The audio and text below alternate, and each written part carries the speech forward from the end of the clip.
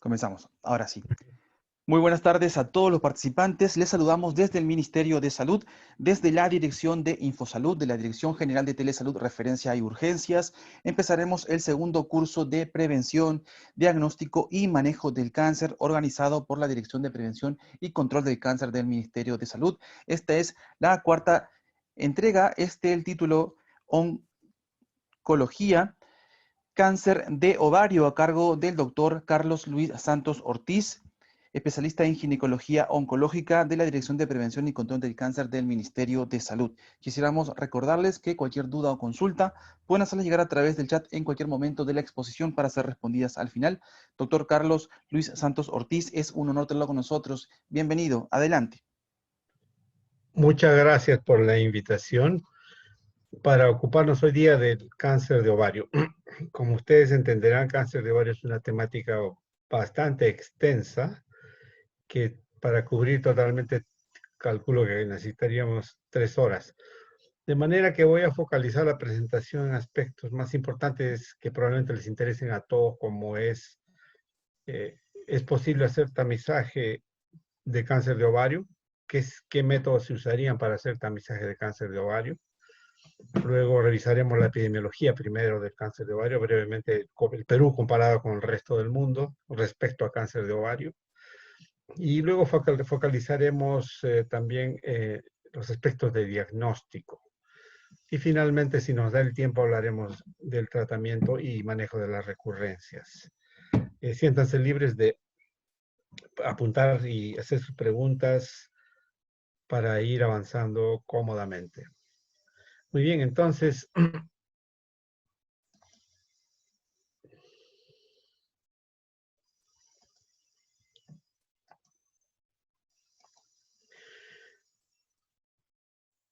acá tenemos entonces el contenido. Como les dije, vamos a hablar primero de la clasificación de los tumores del ovario y veremos que los epiteliales son los más frecuentes y básicamente el contenido de esta presentación se concentra en los carcinomas de estirpe epitelial del ovario.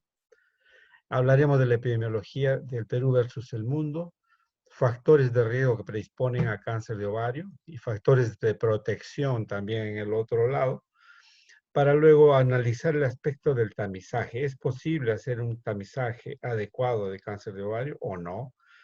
Luego pasaremos al diagnóstico, las metodologías de diagnóstico que se usan, clínicas, de marcadores y de imágenes. Finalmente, el estadiaje, que es muy importante, ¿no? El estadiaje de cáncer de ovario, el rol que tiene la cirugía en hacer el estadiaje para establecer los diferentes estadios y el tratamiento que va de acuerdo también al estadio que se encuentre y que tiene varias variantes, ¿no? La cirugía, la quimioterapia, básicamente, y últimamente el tratamiento con productos biológicos. Y finalmente la recurrencia, cómo se maneja la recurrencia y de acuerdo a sus categorías.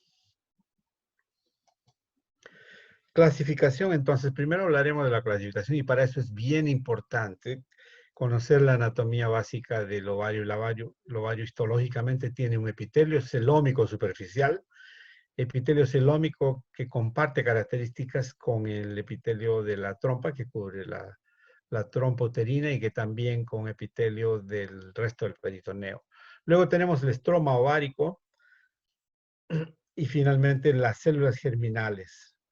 Entonces ya tenemos una idea de dónde nacen las estirpes, tres estirpes básicamente, la estirpe epitelial, que es la más común, como veremos luego, y que básicamente nuestra presentación de hoy día se va a basar en los carcinomas epiteliales del ovario. Luego tenemos los tumores germinales, que se dan, como veremos, en un grupo de mujeres más jóvenes, generalmente segunda, tercera década de la vida. Y finalmente tendremos el grupo llamado estroma, tumores del estroma cordón sexual, ¿no? Y luego, por otro lado, tenemos los tumores metastásicos que vienen en el clásico Krukenberg, vienen básicamente de mama o de estómago, pero también pueden venir de otros órganos. Entonces, de acuerdo a estas características anatómicas del ovario, podemos encontrar esa clasificación. Pues la estirpe epitelial, que como les dije es la más común, y dentro de los grupos, los tipos que componen la estirpe epitelial, tenemos los tumores serosos, seguidos por mucinosos, endometrioides básicamente. Luego vienen otros como células claras y el tumor de Brenner. Los tumores epiteliales, vale decir, pueden ser benignos, pueden ser malignos y pueden ser fronterizos, lo que se conoce como tumor de bajo potencial o borderline o tumores fronterizos, ¿no? Entonces, los serosos, como dije, son los más comunes y los de más agresivos son, por ejemplo, las estirpes células claras o los serosos de alto grado. Luego tenemos los tumores germinales que se dan en mujeres más jóvenes, en la segunda o tercera década de la vida generalmente, y que tienen representación en el teratoma que puede ser benigno, maligno, maduro o inmaduro. Luego el disgerminoma, tumor seno-endodermal, coriocarcinoma, carcinoma embrionario y gonadoblastoma. En la tercera estirpe de cordones sexuales estroma, en que hay tumores como los tumores de las células de la granulosa que tienden a producir estrógeno, y tumores en el otro espectro, en el otro lado del espectro, los androblastomas que tienden, como los tumores de células de Sertoli Leydig que tienden a producir andrógenos, y también tenemos los tumores de la teca fibroma que pueden ser benignos o pueden ser malignos. Y finalmente los metastásicos con el clásico Krukenberg, el tumor de Krukenberg, que alberga células que provienen de la mama o del estómago, pero también pueden venir de otros órganos. Entonces, como les dije, vamos a focalizar básicamente esta presentación en los tumores de estirpe epitelial. En cuanto a la epidemiología del cáncer de ovario del Perú comparado con el mundo, vemos que en el Perú la incidencia es de 7.6, según la estadística de 2018, publicada por la Agencia Internacional de Investigación en Cáncer de la OMS, de la Organización Mundial de la Salud, que está basada en la ciudad de Lyon, de Francia, y que acumula datos de todo el mundo para hacer reportes periódicos sobre incidencia y mortalidad de los diferentes cánceres. En este caso, en la última proyección hecha para el año 2018 es de una incidencia de 7.6 casos de cáncer de ovario por 100.000 mujeres y una mortalidad ajustada, tasa ajustada, ¿no?, de 3.8 por 100.000 mujeres. Ahora, ¿cómo es respecto al resto del mundo? En el resto del mundo, vean ustedes, acá tenemos que cáncer de ovario en el mundo también ocupa el 8º lugar. ¿Y qué pasa en el Perú? En el Perú también cáncer de ovario ocupa el 8º lugar. La tasa de incidencia en el Perú es de 7.6 y en el mundo es de 6.6 en promedio. La mortalidad es muy similar en el Perú y en el mundo. Está en 3.8 por 100.000 en el Perú y 3.9 por 100.000 en el mundo. Pero lo que varía es los tumores que están por delante del ovario, ¿no? Entonces, fíjense ustedes, en la estadística mundial, el tumor más frecuente es cáncer de mama. Estamos hablando de tumores femeninos. Cáncer de mama, igualmente en el Perú, cáncer de mama es el más frecuente para la proyección del año 2018. Hasta hace poco, cáncer de cuello uterino se consideraba la neoplasia femenina más frecuente, pero en esta proyección que ha hecho la IARC para el año 2018 en adelante, cáncer de mama está en el primer lugar con tasas elevadas, que en este caso están de 40 por 100.000, comparando con el mundo en que hay tasa aún más elevada, en que está por encima del 45 por 100.000, ¿no?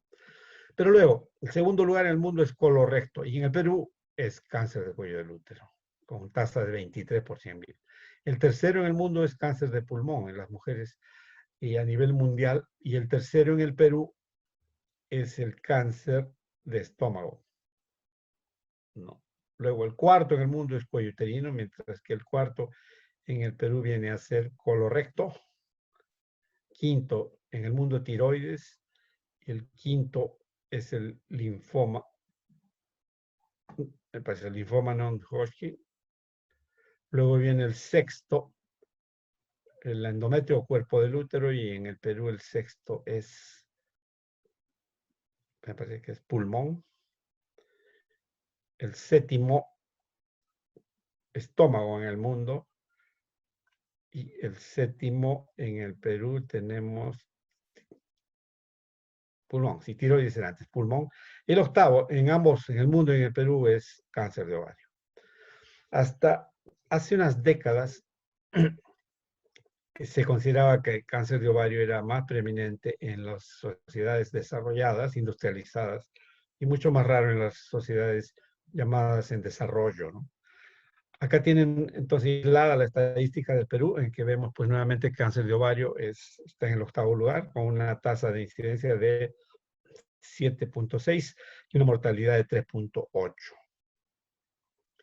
¿no? Después de cáncer de mama, útero, estómago, colorecto, tiroides, linfoma no-Hodgkin, pulmón. Esta es la estadística del año 2018 publicada por la IARC, que se basa en la data de los dos registros de cáncer de base poblacional, que son el de Lima y el de Arequipa, básicamente. El de Trujillo dejó de funcionar hace algunos años. Entonces, la IARC, con esa data que obtiene de los registros de cáncer de base poblacional, puede hacer proyecciones matemáticas también, porque generalmente los registros de cáncer de base poblacional no dan datos muy recientes, ¿no? Es un trabajo arduo que requiere colectar data, analizarla, limpiarla y toma años. Por eso es que generalmente los reportes de los centros de los registros de cáncer se hacen con unos años de atraso. En este caso, la IARC, la Agencia Internacional, hace además proyecciones matemáticas para concluir, por ejemplo, con el Perú ahora tenemos a cáncer de mama como el número 1, con una tasa de 40 por 100.000. Muy bien, si vemos el mapa mundi, vean ustedes los países que están en más oscuro, son los que tienen las tasas más altas de cáncer de ovario. Yo recuerdo que hace unas décadas, 2 o 3 décadas, se ponía como ejemplo el que cáncer de ovario era muy frecuente en Estados Unidos y muy pobre en Japón. Ustedes ven acá las islas de Japón, están con las incidencias más altas ahora, o sea, están en el color más oscuro. Quiere decir que ahora sí en Japón cáncer de ovario es bien frecuente. Pero no lo era hace unas décadas. Y recuerdo que se decía que las mujeres japonesas que se mudaban a vivir en Estados Unidos empezaban a presentar cáncer de ovario, pero mientras estaban en Japón no tenían cáncer de ovario. Quizá no sabemos bien por qué factores, algunos decían por el cambio del estilo de vida que favorece cáncer de ovario, pero ahora vemos que Japón está entre los países que más tiene, igual que los países de Europa Oriental, Estados Unidos. Luego viene la segunda categoría con un color azul más tenue. Vean ustedes que Perú está en ese segundo rango, que está entre 6.7 a 8.1 por 100.000, y Perú, como sabemos, tiene 7.6 casos por 100.000. Y está compartiendo esa categoría con México, con Canadá, con Argentina, con Colombia y algunos países de Europa Occidental, básicamente, ¿no? Como España, Alemania, Francia, etcétera. Y luego vienen países que tienen mucho menos cáncer de ovario, como en este caso Brasil, que tenemos Bolivia mucho menos, algunos países del África subsahariana, Arabia, etcétera, algunos escandinavos. Bueno, entonces esa es la figura. Ahora el problema, como vamos a ver luego, es que cáncer de ovario se diagnostica generalmente en estadios avanzados, ¿no? El estadio 3 es el más frecuente y por lo tanto eso implica una consecuencia en la sobrevida que se puede lograr. ¿Qué pasa en los registros puntuales como el de Lima Metropolitana, ¿no? Este reporte del año 2012 muestra, si quitamos cáncer de piel, que generalmente se quita para hacer el conteo, vemos que cáncer de ovario está en el 8º lugar, igual que en la estadística general del país, y con una tasa en Lima Metropolitana de 7.7 por 100.000 y una mortalidad de 3.6. Entonces, bastante cerca de lo que se calcula para todo el país a partir del año 2018. En Arequipa, este reporte del año un poco atrasado, pero tengo entendido que la estadística más reciente muestra que el cáncer más frecuente en Arequipa es mama, ¿no? En el año 2003 están empatados con cáncer de cuello. Entonces, los dos primeros son mama, cuello uterino, y luego el tercero en Arequipa es cáncer de tiroides, con 10.4 por 100.000, y ovario ocupa el 4º lugar con 10.3. Entonces hay algo de diferencia entre las estadísticas de Lima Metropolitana y las de Arequipa y la estadística global del Perú. Pero probablemente la data posterior cambie algo de esto. Muy bien, esa es la epidemiología entonces. Es un cáncer, por supuesto, no es tan frecuente como cáncer de cuello del útero, entre los cánceres genitales, pero el problema de cáncer de ovario es que no se puede diagnosticar, generalmente no se diagnostica en estadios tempranos, sino en estadios avanzados, y por lo tanto requiere grandes esfuerzos en cuanto a tratamiento, desde el punto de vista quirúrgico y de la adyuvancia con quimioterapia, como veremos luego. Y la sobrevida, pues, no es lo ideal, ¿no? Debido a que los estadios avanzados, aunque se ha mejorado mucho en los últimos años, todavía no tenemos un impacto realmente fuerte sobre la sobrevida a largo plazo. Muy bien. Entonces, ahora cabe preguntarse cuáles son los factores que predisponen a cáncer de ovario y cuáles serían los que nos protegen de cáncer de ovario. Factores de riesgo.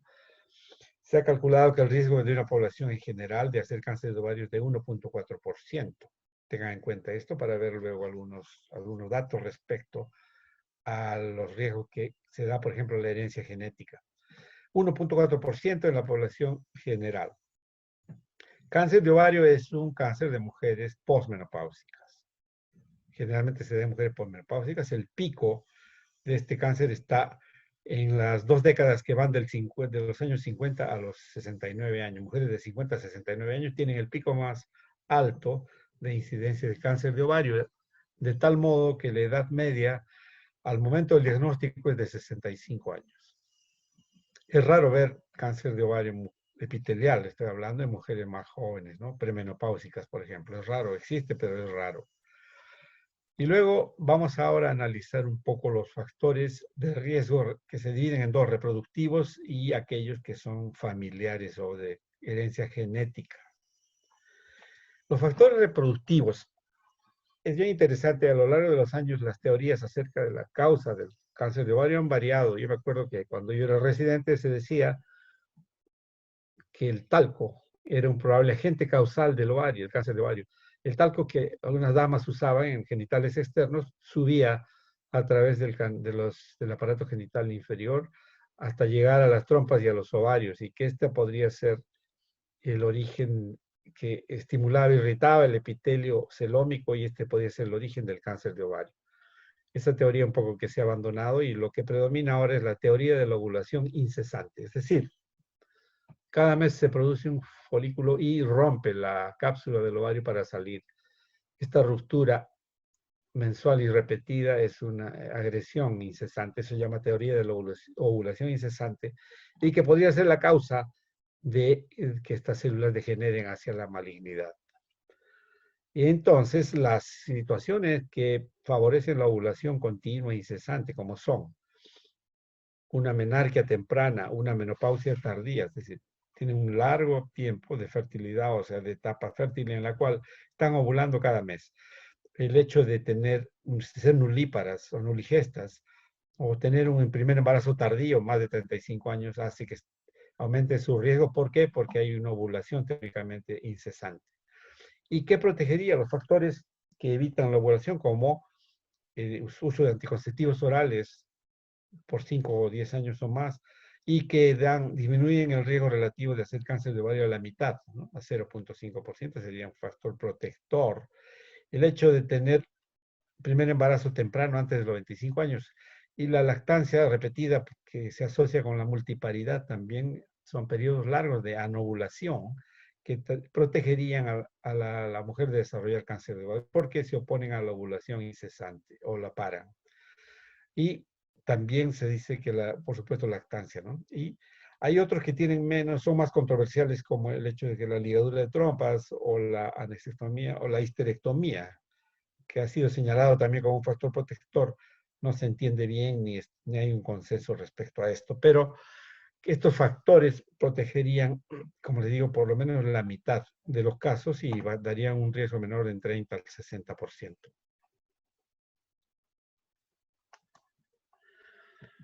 Desde el punto de vista familiar, dijimos que la población general tiene un riesgo de hacer cáncer de ovario de 1.4%. Pero si tenemos historia familiar, un pariente de primer grado con cáncer de ovario, este riesgo sube a 5%. Si existen 2 parientes de primer grado, el riesgo aumenta hasta 7%. En general, se puede decir de que hay historia familiar en 5% de cáncer de ovario, ¿no? Entonces, los factores genéticos y familiares en el ovario van del 5 al 10%, no más. En general, una mujer que hace un cáncer de ovario, que tiene antecedentes familiares de cáncer de ovario, presentará el cáncer 10 años antes que el promedio. Es decir, si el promedio general es 65 años, entonces estos cánceres familiares de ovario, por así decirlo, tendrán un promedio de presentación 10 años antes, a los 55 años de edad. Y estos factores familiares se categorizan por la presencia de genes asociados que como son las mutaciones en el BRCA1 y el BRCA2, BRCA1 y BRCA2, que como ustedes saben, se asocian también a cáncer de mama. El riesgo que dan estos BRCA1 y BRCA2 para cáncer de mama, como ustedes bien saben, es mayor, puede llegar a 85%. Pero para ovario el BRCA1 es más importante y también da un riesgo puede llegar hasta 45%, y el BRCA2 un poco menos, puede llegar hasta 20%, ¿no? Entonces hay que tener en cuenta estos factores para los cánceres familiares de ovario. Y el otro factor es el síndrome de Lynch 2, el síndrome de Lynch 2, que es un cáncer de colon no poliposo hereditario y que se asocia con neoplasias del tracto genital, como son cáncer de endometrio, cáncer de ovario, básicamente. Entonces, estas son las causas familiares, digamos, genéticas que se presentan y que predisponen a cáncer del ovario. Muy bien, luego venimos a este punto que es sumamente importante. Es posible hacer una detección temprana y un tamizaje de cáncer de ovario de manera que podamos de manera efectiva intervenir y lograr sobrevidas, parar la enfermedad en una etapa temprana, de manera que la sobrevida sea bastante alta. El tamizaje lo vamos a basar en síntomas, en clínica, lo podemos basar en marcadores tumorales y lo podemos basar en imágenes, básicamente ecografía o tomografía. ¿Cómo usaríamos los síntomas para hacer tamizaje? Bueno, tendríamos que considerar una mujer posmenopáusica de 50 años o más, que presenta los siguientes síntomas. Podría tener distensión abdominal, dolor abdominal o pélvico.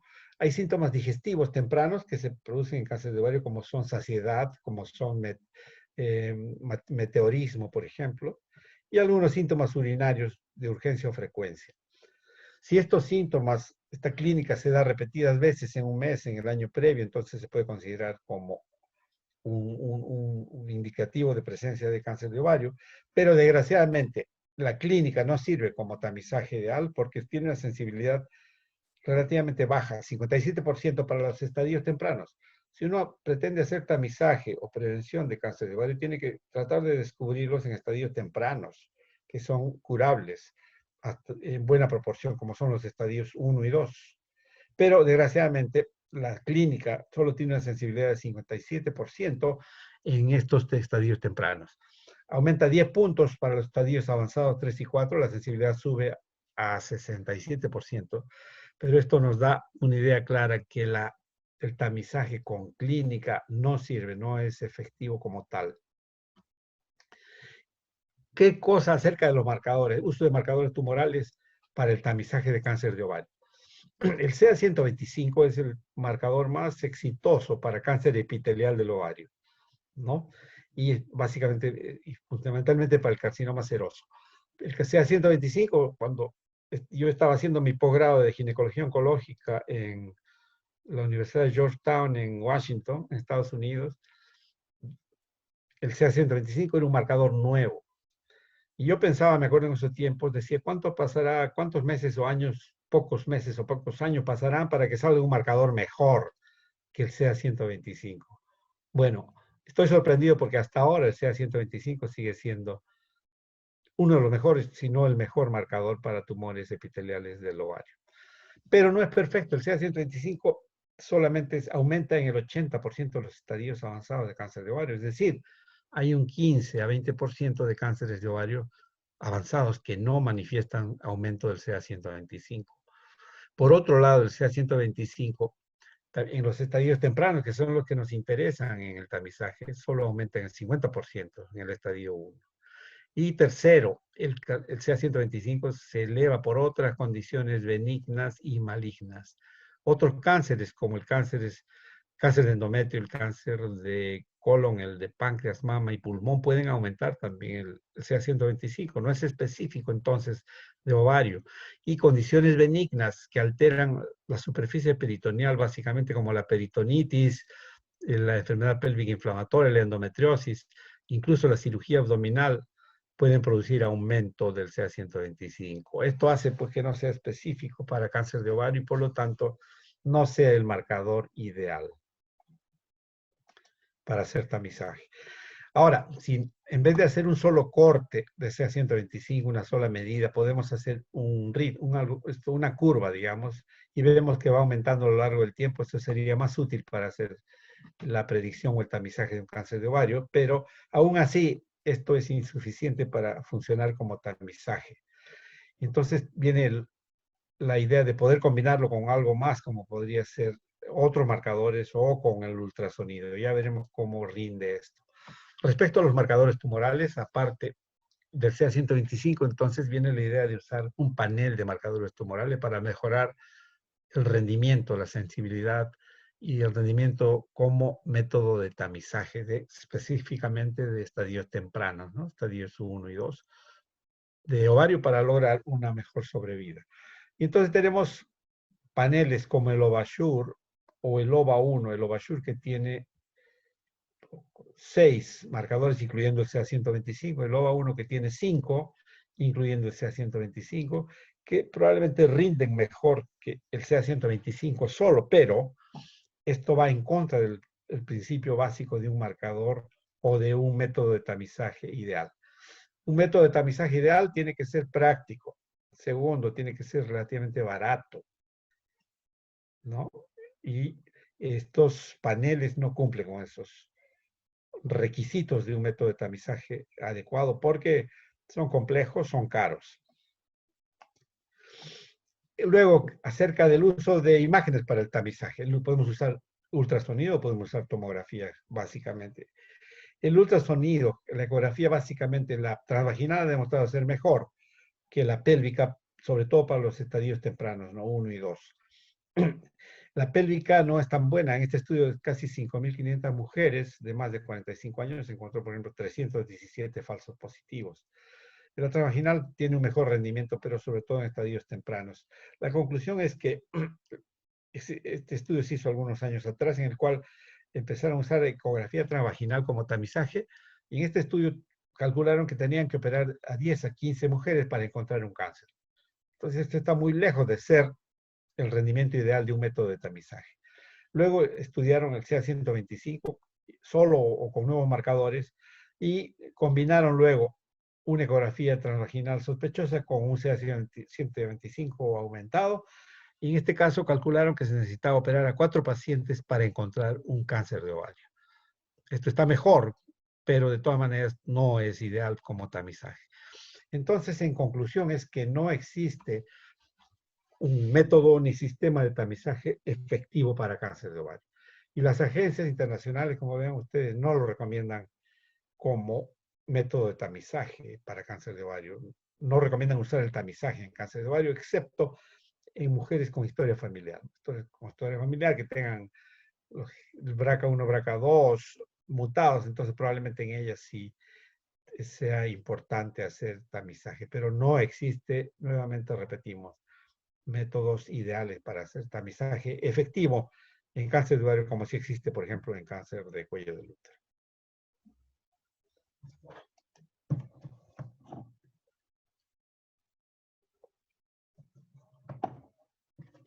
Muy bien, entonces el diagnóstico, tenemos unos 15 minutos más. El diagnóstico.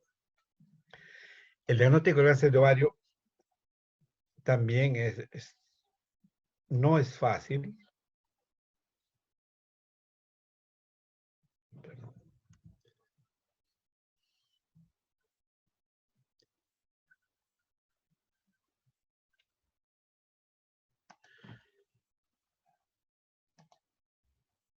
No es fácil y veamos, se basa en la sospecha y en los métodos de abordaje que son imágenes, marcadores y multimodales, ¿no? Que combinen varios de esos.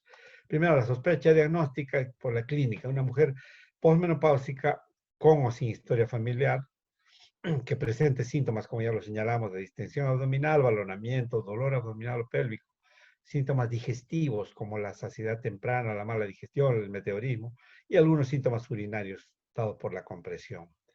Y en el examen clínico podamos encontrar ascitis, por ejemplo, un tumor abdominal palpable, abdomen pélvico palpable, podemos encontrar adenopatías o derrame pleural. El abordaje, una vez que tenemos la sospecha, se hace con imágenes y luego marcadores. Las imágenes que se usan, como saben, el ultrasonido es bueno para estadios tempranos Y el estudio pélvico transvaginal es el mejor porque se acerca bastante bien a los órganos genitales y al ovario. En etapas tempranas repetimos, ¿no? Estadio 1 y 2 generalmente. Y es importante, nos da datos muy importantes del ultrasonido. Nos habla del tamaño del ovario y nos habla de la morfología del mismo. En cuanto al tamaño, recuerdo algo, hace unas décadas se decía, estaba en boga el síndrome del ovario palpable posmenopáusico. Se decía que un ovario posmenopáusico no debe ser palpable. Acá vemos que un ovario premenopáusico tiene un volumen de 20 centímetros cúbicos y baja a la mitad en la posmenopausia, 10 centímetros cúbicos. Por lo tanto, se decía que si uno palpa un ovario en una mujer posmenopáusica en el tacto bimanual, debe considerar y descartar cáncer de ese ovario.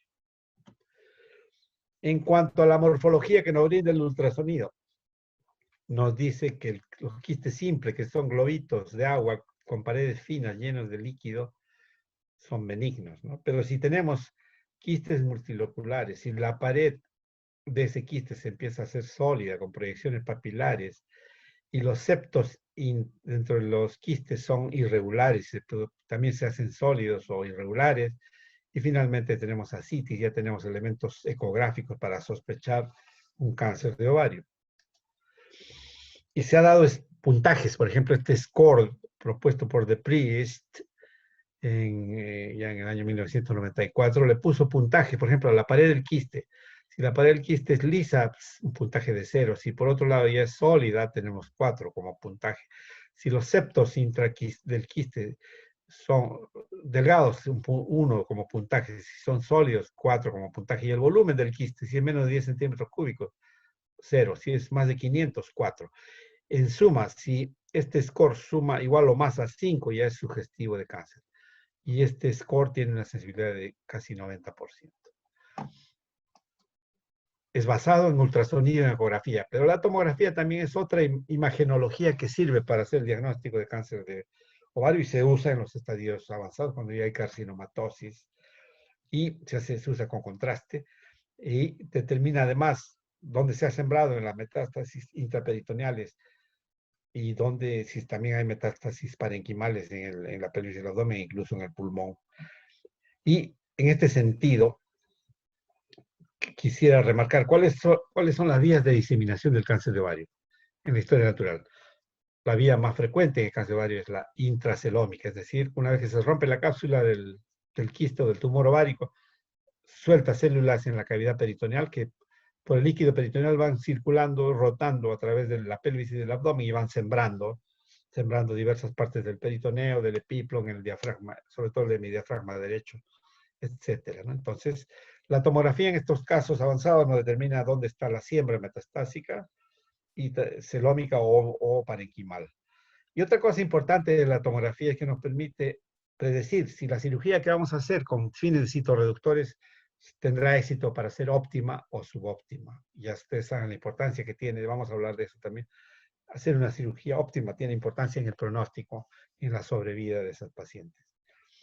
Muy bien, entonces hay criterios tomográficos, como por ejemplo encontrar enfermedad en la fosa vesicular o en el compartimento supracólico, en la arteria mesentérica superior, tener ascitis masiva, etcétera, que nos permiten decir que esta paciente probablemente no va a tener una citorreducción óptima si es que la operamos. Marcadores, el CA125, nuevamente repetir que no es ideal, pero que se dice que cuando es más de 1000 unidades por mililitro, probablemente también sea pobre la resecabilidad de este tumor para hacer citorreducción óptima. Y bueno, también sirve para otros fines como detectar recurrencia o para medir la respuesta al tratamiento, a la quimioterapia. Pero hay otros marcadores tumorales como el 19-9 que se usa en tumores mucinosos y el antígeno carcino embriónico que sirve más bien para considerar o descartar metástasis. Hay un índice, si uno divide la cantidad de CA125 entre la de carcino embriónico y sale menos de 25, hay que sospechar metástasis en vez de tumor primario del ovario y por lo tanto habrá que hacer estudios para buscar un primario en otro lado a través de endoscopía, colonoscopía y panendoscopía. Y el abordaje multimodal en el cual se combinan varios factores como el ultrasonido, el estatus menopáusico y tasa de sea de 125. ¿No? Entonces este multimodal, por ejemplo, considera en el ultrasonido sí que salen quistes multiloculares, si hay áreas sólidas, si hay metástasis, si hay ascitis, etcétera, y le da un puntaje que va de 0 a 3. Y por otro lado, el estatus menopáusico, si es una premenopáusica, tiene un puntaje de 1, si es una posmenopáusica, tiene un puntaje de 3. Y finalmente, el valor en unidades internacionales por mililitro del marcador sea 125. Si este valor final de la multiplicación de estos tres factores nos dan 200 o más, esto es altamente sugestivo de malignidad. Es el abordaje, el método multimodal para hacer diagnóstico de malignidad. Hay otros estudios, como podría ser una tomografía de tórax o radiografía de tórax, para investigar metástasis pulmonares o derrame pleural, la mamografía y hoy panendoscopías para investigar otros lugares, como probable cáncer primario. Muy bien, luego el estadiaje. El estadiaje básicamente al inicio era clínico, como en muchos cánceres, pero luego llegamos al convencimiento de que tenía que ser quirúrgico, porque la única manera de llegar a todos los lugares donde puede sembrar a través del celoma el cáncer de ovario. Entonces, básicamente es quirúrgico. Y hay varios estudios que han demostrado que los mejores resultados en términos de estadiaje y también de citorreducción se logran en los centros que concentran especialistas como cirujanos oncólogos o ginecólogos oncólogos que efectúan esta cirugía y que mueven grandes volúmenes de cáncer de ovario al año, ¿no? El rendimiento disminuye cuando hay menos práctica, por así decirlo. Estadio 1, ya saben ustedes, limitado a los ovarios, 1 o 2 ovarios. El estadio 2, cuando hay extensión a la pelvis. 3, extensión abdominal extrapélvica o ganglios intraabdominales o pélvicos. Y 4, metástasis de distancia o ganglios extraabdominales. El 1 a 1, un solo ovario y que no rompe la cápsula. Y este es el único caso ideal para hacer cirugía conservadora. Hay mujeres jóvenes que quieren tener niños. Si tienen un cáncer de ovario seroso, estadio 1 a 1, y que puede ser G1, ¿no? Bien diferenciado, G2 máximo, se puede preservar ese ovario. Se puede quitar ese ovario, perdón, y preservar el útero y el otro ovario para que tenga hijos. Luego viene el 1B, que tiene 2 ovarios, y el 1C que es igual a 1 o 2 ovarios, pero con células que han roto la cápsula del ovario. El estadio 2, el 2A, cuando se extiende a órganos genitales fuera del ovario, y el 2B, cuando son órganos pélvicos no genitales. Y el 3, que es el más frecuente, les vuelvo a decir, el 3A1, cuando hay ganglios retroperitoneales, ¿no? Positivos. El 3A2, cuando hay enfermedad microscópica fuera de la pelvis. El 3B, cuando la enfermedad es macroscópica pero menor de 2 centímetros. Y el 3C, cuando la enfermedad macroscópica supera los 2 centímetros o ha tomado la cápsula del hígado o el vaso. Y el 4 es cuando ya hay derrame pleural o hay metástasis parenquimatosa en el hígado, en el vaso, por ejemplo, o en el pulmón. Y ganglios extraabdominales. Muy bien, desgraciadamente, la mayor parte, en todo el mundo, no solo en el Perú, la mayor parte de casos se diagnostican en estadio 3. ¿No? Antes era más el porcentaje de 3, pero de hecho es el estadio más frecuente, mucho más frecuente que el estadio 1 y el 2, que idealmente deberían ser aquellos en los cuales hagamos el diagnóstico, porque esto tiene impacto en la sobrevida, cae bastante la sobrevida en el estadio 3, vean ustedes, por ejemplo en el estadio 3C, que es difícil de manejar, 33%. Estadio 1 podemos lograr hasta 90% de sobrevida a 5 años. Muy bien. Si ustedes quieren, paramos ahí. Aló. Excelente, doctor. Muchísimas Aló. gracias. Felicitaciones. ¿Paramos ahí Doctor o Carlos, qué si puede opinan? continuar, continúe. Sí, doctor, mejor. Ya, Está muy vamos interesante el tema. a Adelante. terminar rápidamente entonces tratamiento. Tenemos métodos de tratamiento, cirugía, quimioterapia y combinados, un algoritmo de tratamiento, ¿no? Entonces, veamos cirugía en primer lugar. La cirugía tiene un triple objetivo. Es para tener confirmación histológica porque no se recomienda hacer, por ejemplo, una biopsia percutánea con aguja y con guía imagenológica de un tumor quístico del ovario, porque lo vamos a romper. Y al romper la cápsula y sembrar células, estamos alterando el pronóstico de esa paciente.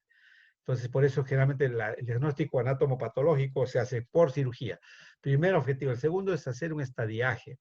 En estadios tempranos 1 y 2, generalmente se hace estadiaje, ¿no? El tumor está confinado a la pelvis y luego hay que ver qué está pasando en el resto del abdomen. Para eso hay que tomar muestras múltiples por fuera de la pelvis y dentro de la pelvis. Y tercer objetivo es la citorreducción. Cuando tenemos tumores grandes, generalmente estadios 3 o 4, en el cual queremos sacar todos los tumores macroscópicos o la mayor parte.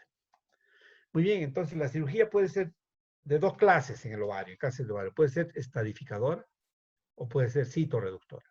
La estadificadora es, como le digo, en estadios tempranos y constituye lo siguiente: una incisión grande, palpación, se aspira líquido o se lava el peritoneo, luego se saca el útero y los anexos, luego se saca el aumento infracólico, se toman múltiples biopsias de serosas, se sacan los ganglios de la pelvis y se muestrean los paraórticos. Si la estirpe que nos dice el patólogo es mucinosa, habría que sacar además el apéndice. Pero si encontramos un tumor muy grande, estadio 3 o 4, muy grande, muy avanzado, entonces viene la cirugía citorreductora. En este punto es importante remarcar, en la historia de la cirugía oncológica, en la evolución nos ha demostrado que la cirugía se va haciendo cada vez más conservadora, por varias razones. Primero, porque tenemos muy buenos métodos de adyuvancia, como la quimio. Segundo, porque se tiende a hacer diagnóstico más temprano cada vez. Entonces, ustedes ven toda la cirugía grande que se hacía en mama, por ejemplo, mastectomía radical y ultrarradical, ahora pues es mucho más conservadora. Y esto ocurre en muchos órganos de la economía, pero quizá uno de los pocos en los cuales la cirugía se ha hecho más agresiva es la cirugía del ovario. Y esta es la cirugía citorreductora, que actualmente es tan agresiva que puede sacar tumores que están, por ejemplo, cubriendo el diafragma, la serosa del diafragma, con resecciones de ese peritoneo, incluso del diafragma, con resecciones parciales del diafragma. Se hace, cuando hay compromiso del vaso, se saca el vaso; cuando hay compromiso del páncreas, incluso se puede hacer cirugías muy grandes para citorreducir completamente y sacar todo el tumor. La citorreducción, el objetivo de la cirugía de citorreductora es que sea óptima. ¿Cómo se define citorreducción óptima? Cuando el tumor macroscópico idealmente no debe quedar nada, es decir, sin enfermedad residual visible. Eso es lo ideal. Algunos dicen que puede ser, en algún tiempo se dijo menos de 2 centímetros. El tumor residual debe ser menos, pero algunos aceptan que puede ser menos de 1 centímetro. Pero lo ideal como citorreducción óptima es que no quede enfermedad macroscópica visible. Y esto es un factor pronóstico para la sobrevida global de estas pacientes. Se ha visto que cuando hay buena citorreducción óptima, la paciente tiene mayor opción de sobrevida, libre de enfermedad y sobrevida global. Sin embargo, algunos opinan que esto no es tanto, sino que depende de la biología tumoral, que cuando un cirujano puede lograr una citorreducción óptima es porque ese tumor biológicamente no es tan agresivo, dicen. Que si lo fuera sumamente agresivo, probablemente no podríamos hacer citorreducción óptima. Pero el concepto prevalente es que sigue vigente, es que la buena cirugía tiene una implicancia, un efecto en la sobrevida de esa paciente. De ahí también el hecho de que se recomiende que el manejo quirúrgico de citorreducción debe ser hecho por ginecólogos, oncólogos o por cirujanos oncólogos experimentados. Si no es posible la citorreducción óptima, es mejor no intentarla. Y para ello tenemos criterios, ¿no?, que nos permiten predecir de que no vamos a poder hacer una citorreducción óptima. Existen criterios que pueden ser imagenológicos, pero también pueden ser laparoscópicos. Y acá tenemos el índice, el score de Fagotti, la doctora Ana Fagotti, en el año 2005, vean ustedes en esta foto que está con el doctor Ramírez del MD Anderson. Ella publicó este artículo en el cual establecía estos sitios en los cuales si uno encuentra metástasis masiva, por ejemplo, carcinomatosis peritoneal masiva, enfermedad en la serosa del diafragma masiva, o mesentérica también, que impida la movilidad de los segmentos intestinales, o un queque mental, un queque del aumento mayor que sea muy grande, o infiltración del intestino o del estómago, etcétera, que dan puntaje de 2, 2, 2. Si el score final es 8 o más, quiere decir que no se va a poder hacer una citorreducción óptima. Acá tienen ustedes un epiplom muy tomado, un queque del epiplom, que que probablemente es un signo de irresecabilidad. Acá compromiso masivo de la serosa del diafragma, vean ustedes. También otro signo de resecabilidad.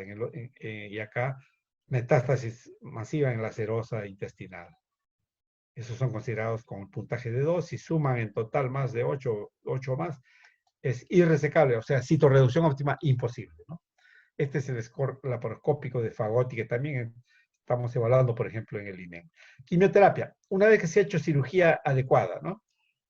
Si hace cirugía adecuada, viene la quimioterapia, que puede ser endovenosa o puede ser intraperitoneal. Pero si no pudimos hacer citorreducción óptima o citorreducción, se hace una neoadjuvancia. Es decir, primero se empieza con quimioterapia.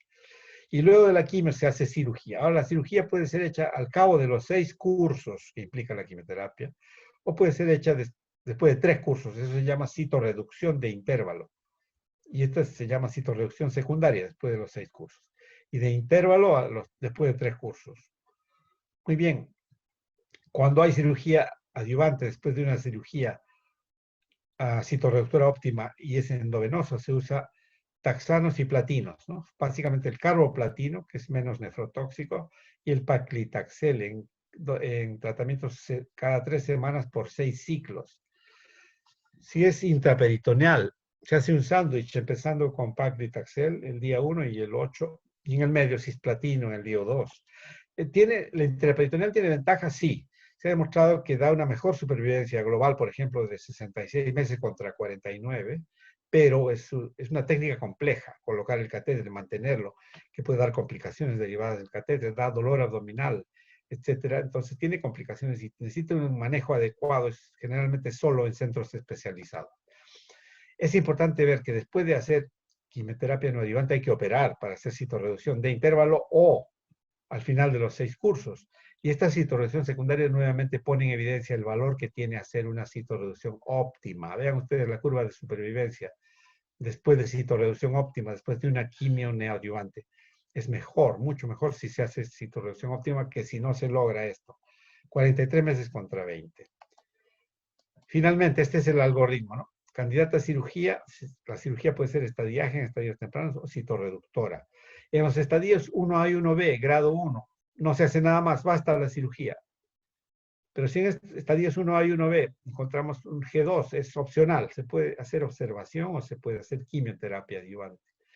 Pero de ahí para adelante, si tenemos estadio 1AB, pero grado 3, y de ahí para adelante el 1C, el 2, 3A y 3B, se hace quimioterapia neoadyuvante. No quimioterapia adyuvante. Después de cirugía óptima, quimioterapia adyuvante.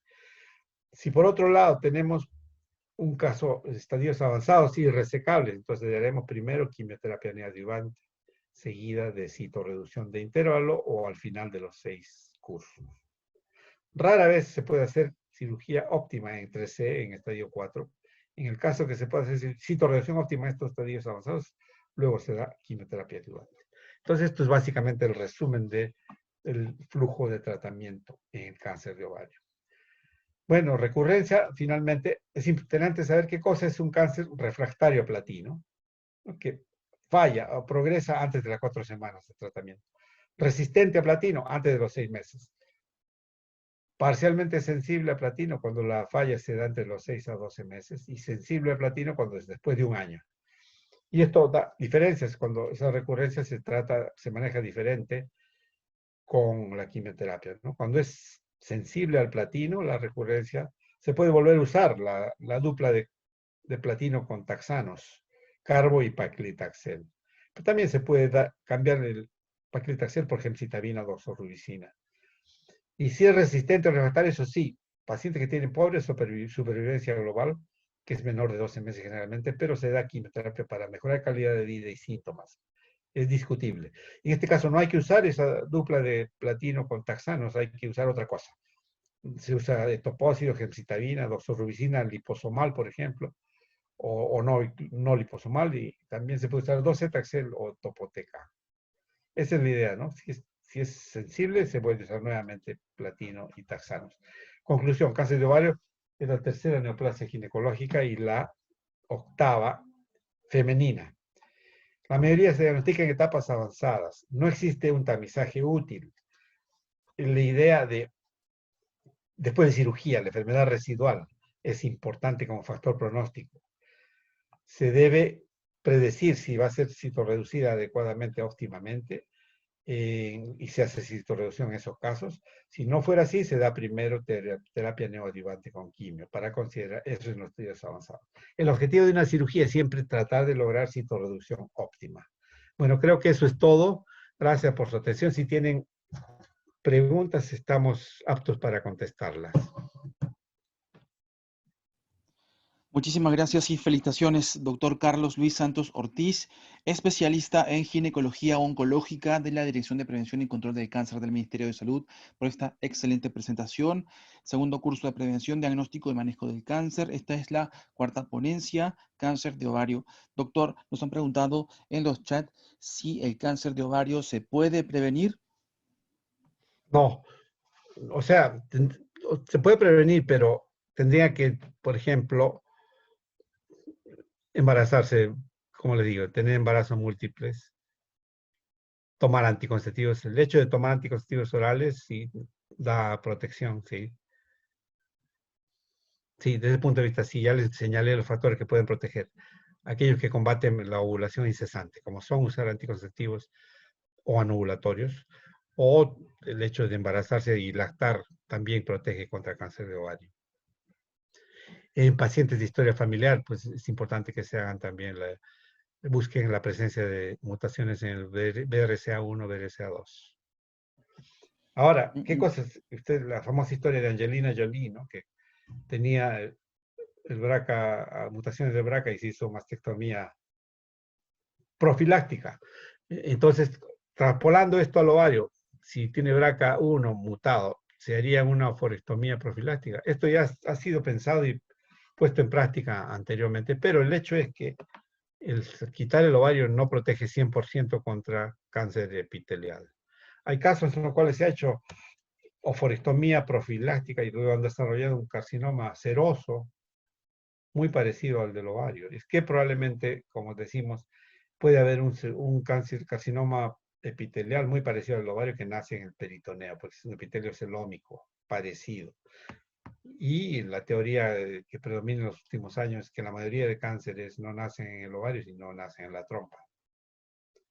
¿Por qué es epitelio celómico? ¿Alguna otra pregunta? Importantísimo, doctor Carlos Santos. Bien, sí. Nos estaban preguntando también si se puede diagnosticar en el caso ya en estadio 1 y 2, en estadios tempranos, y cuál es su experiencia, en qué pacientes se ha podido entonces realizar estos diagnósticos tempranos, si han sido pacientes que han tenido antecedentes ya familiares de cáncer de ovario y por eso han hecho un seguimiento y han podido entonces diagnosticarlas a tiempo, o de qué forma se puede realizar un diagnóstico en estadio 1 y 2. Eh, en muchos casos se ha encontrado estadios 1 y 2, por suerte, por así decirlo, o sea, se operaban por otra razón, ¿no? Pacientes que se operaban por, ¿qué le digo? Por alguna razón y uno encontraba un cáncer de ovario muy temprano. En muchos casos la suerte ha jugado un rol, pero también pacientes que, por ejemplo, le detectan un quiste del ovario, un quiste más o menos pequeño, que mida 5 o 6 centímetros. No, dicen, yo me opero, pero no quiero tener nada de lo ahí. Se operan por esa razón y se encuentra un cáncer temprano. Pero desgraciadamente estadios 1 y 2 no son los más frecuentes, no se encuentran. ¿Por qué? Porque es un cáncer silencioso. No se manifiesta hasta que generalmente está en estadio 3. No tiene sintomatología, como el cáncer de endometrio. El cáncer de endometrio habla por sí solo. El cáncer de endometrio produce sangrado y generalmente es en mujer posmenopáusica, por lo tanto el sangrado llama la atención. El cáncer de ovario no, el cáncer es bastante silente y cuando da síntomas generalmente ya está en estadio 3. Por eso le digo, el cáncer de ovario, si quieren tener una prevención, entre comillas, podrían hacer repetirse el CA125 y ecografía transvaginal anualmente, ¿no? Y si tiene historia familiar, hacerse dosaje de BRCA1, BRCA2 y repetir cada año eso. Y sería una manera de acercarse un poco a la prevención y poder encontrar estadios tempranos 1 y 2. Importantísimo, doctor Santos. Y nos había mencionado, sí, que en el caso de pacientes con historia familiar, ¿no? Por ejemplo, la mamá tuvo los 65 años y a ella se le sospecharía a los 55 años, 5 años, 10 años menos. Con respecto a los exámenes, ¿a qué edad comenzar? Por ejemplo, si la mamá tuvo a la hija, ¿desde qué edad empezamos entonces a realizar estos exámenes para detectarlo precozmente? Bueno, yo creo que normalmente después de la menopausia, ¿no? Probablemente a los 47 años se puede empezar a repetir eso. La menopausia en el Perú en promedio tiene como 47, 48 años, entonces a partir de ahí se podría hacer. Y actualmente también tenemos la facilidad que no teníamos hace antes, que es la laparoscopía, ¿no? La laparoscopía es un arma que nos permite, en caso de duda, hacer una metodología poco invasiva, como es la laparoscopía, y acercarnos y mirar directamente los órganos pélvicos o intrapélvicos, intraabdominales, en caso de duda, cuando tengamos duda de la presencia de un cáncer. Importantísimo, doctor. Muchísimas gracias. Nos han preguntado con respecto a la resonancia magnética, su utilidad, y también nos preguntan sobre el estadiaje por imágenes, qué es lo que piensa al respecto. No, bueno, la resonancia también es otro método que se puede usar, que tiene un poquito más de información respecto a los estadios avanzados, sobre todo estadio 3 y 4 de cáncer de ovario, para determinar si hay compromisos por fuera de los genitales, de intraparenquimales, etcétera. Pero generalmente basta con la tomografía, ¿no? Y la ecografía en estadios tempranos, prácticamente la ecografía es lo mejor cuando se tiene tumores pequeños localizados en el ovario, en la pelvis. La ecografía transvaginal, pero la tomografía ya en estadios más avanzados. Básicamente basta con eso. Ahora, estadiaje imagenológico. El ideal es el quirúrgico, porque hay lugares que las imágenes tienen limitaciones, hasta las mejores, hasta el PET scan. El PET scan, o sea, tiene limitaciones. Ninguno llega a ser perfecto.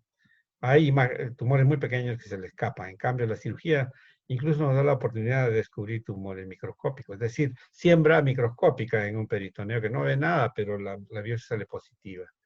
Entonces, la cirugía de estadiaje es insuperable.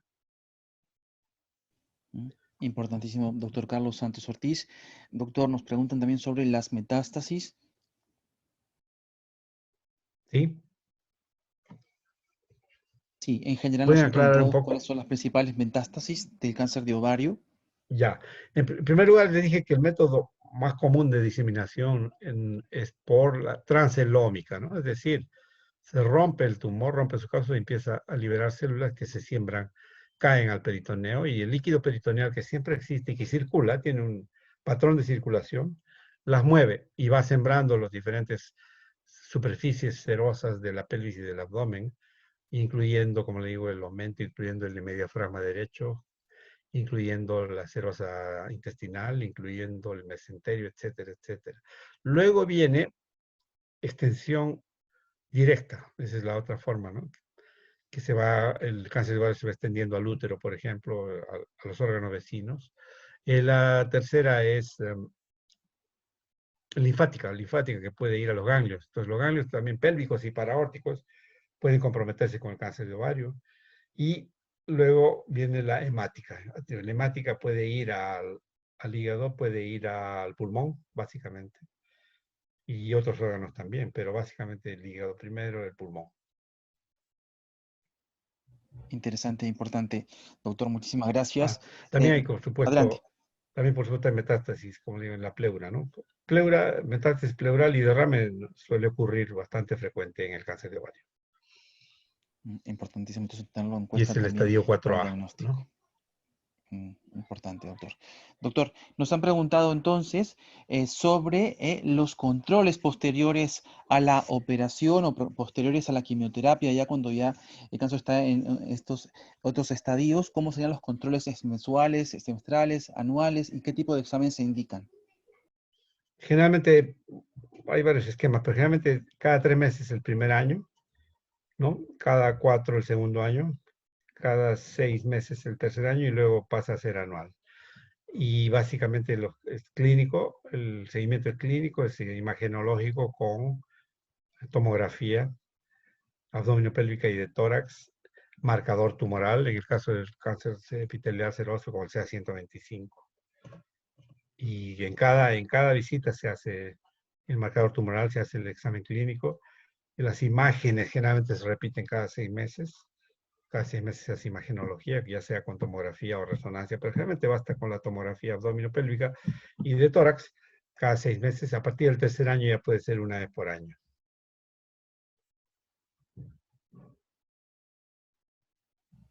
Importantísimo, doctor. Muchísimas gracias y felicitaciones, doctor Carlos Santos Ortiz, especialista en ginecología oncológica de la Dirección de Prevención y Control del Cáncer del Ministerio de Salud, por esta excelente presentación. Doctor, algunas recomendaciones finales sobre este tema tan importante del día de hoy. Bueno, en, en general es que hay que hacer una vida sana, entre comillas. En nuestro país es más importante el cáncer de mama y el cáncer de cuello uterino que el de ovario, pero de todas maneras, básicamente hay que llevar una vida sana. ¿Y qué cosas? Por ejemplo, hacer una dieta anticáncer, no comer grasas animales, evitar los alimentos ahumados, hay que comer ensaladas y frutas todos los días, ¿no? Hay que evitar, por supuesto, el tabaco, hay que comer fibra en diversas formas, como salvado de trigo, pan integral, etcétera, todos los días, hacer un poco de ejercicio, no fumar, y creo que esa es una vida saludable y que nos va a prevenir también algunos cánceres. Y por supuesto, hacerse los tamizajes más frecuentes como son de cuello uterino, que el Papa Nicolau todavía es vigente, pero va a dejar de serlo y va a ser reemplazado por pruebas moleculares que busquen la causa del virus del papiloma humano. También mama a través de la mamografía, que se hace generalmente a partir de los 40 años de edad. Y básicamente eso. Muchísimas gracias y felicitaciones, doctor Carlos Santos Ortiz. Lo esperamos en próximas telecapacitaciones. Un gran aplauso para usted, un gran agradecimiento, doctor Carlos Santos Ortiz, especialista en ginecología oncológica de la Dirección de Prevención y Control del Cáncer del Ministerio de Salud. Doctor, lo esperamos pronto. Muchas gracias. Gracias a ustedes por la audiencia. Muy bien. Excelente, doctor. Y a todos los participantes, agradecerles su participación a este segundo curso de prevención, diagnóstico y manejo del cáncer, organizado por la Dirección de Prevención y Control del Cáncer de PECAN del Ministerio de Salud. Esta ha sido la cuarta presentación, el tema cáncer de ovario. Recordarles, en el canal de YouTube Telesalud Minsa podrán encontrar esta lista de reproducción como segundo curso de prevención, diagnóstico y manejo del cáncer para poder repasarlo en próximas sesiones. Ya se indicarán entonces los exámenes para poder obtener el diploma de la constancia de participación. Están todos cordialmente invitados. Muchísimas gracias a todos.